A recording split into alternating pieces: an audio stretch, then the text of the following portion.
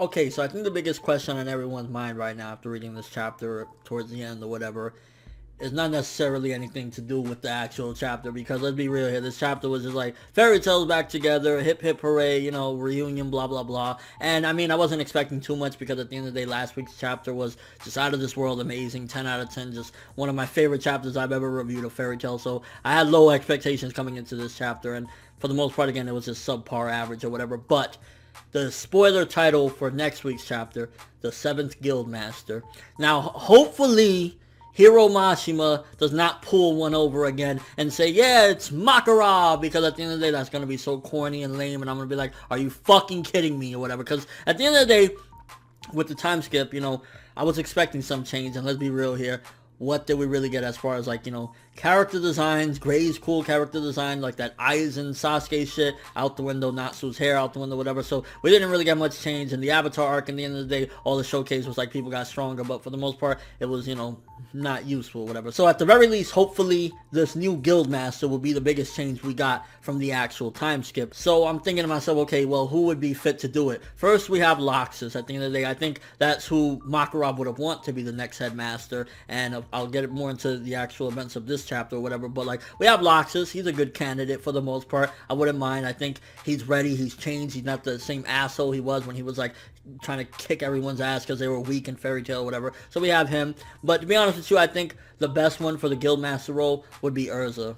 I think she fits it so well. For starters, she's a leader. Everyone respects her. They're kind of scared of her. She's wise. She knows what she's doing. And she just really fits the role. I honestly think if anybody's going to take it, it would be Erza. The only reason to not give it to her is that maybe she's a little bit young, but I think Erza will fit it perfectly. But the whole thing about that as well is, within the chapter, one of the biggest things was Makarab was like, no more Fairy Tail, don't mention it no more, and I think that has to do with Lumen Histore. I think Lumen Histore, whatever was activated when he was down there, ultimately he needs Fairy Tail to be gone because something bad can happen to all of them. And I think he also foreseen what was about to go down. So he was like, I don't want my children that I love to death to get hurt. Let's just disband Fairy Tail. So if you got to think about it for a second, them all reuniting, while that's giving the Fairy Tail spirit and like, yeah, we're always going to be together. We're family. We're never going to leave it alone. They are disrespecting Makarov's words and his wishes where he said, disband. Fairy Tail is done. So you got to look at it in a way as like, it's cool that they all love each other and want to be together, but at the same time, if Makarov said no more, I think they should have listened to him. So I'm kind of a little bit in the middle, but then at the same time, they all know at the end of the day that Makarov loves his kids and wants them all to be together. So it's kind of like a weird feeling as far as what they did in this chapter coming back together. Also, anyone else finds it weird whenever we get flashbacks and Hero's lazy to like redraw shit and you look at the art and it's like, Fairy Tail's art has changed so much. Like the one panel of Natsu, he almost looks like a girl or whatever, and it's just like, Hero, I know you try to do a lot or whatever, but can you please redraw some of those scenes, because it just feels so weird looking at Fairy Tail's new art and how the characters look, and then going back and it's like, who the fuck are these characters again? And to be honest with you, it was just pretty average chapter. The biggest thing again is the whole fact that it's teasing next week we're gonna have a new guild master, and the whole, inevitability of the fact that Fairy Tail has gotten back together. It was gonna happen eventually. It was only a matter of time. So this was a chapter where it happened. So not necessarily a bad chapter. It's just like one of those, well, it needed to happen. Let's just get it out the way and move on. I'm more excited about next week to see what's gonna happen. But I'm telling you, I'm gonna be disappointed beyond belief if it's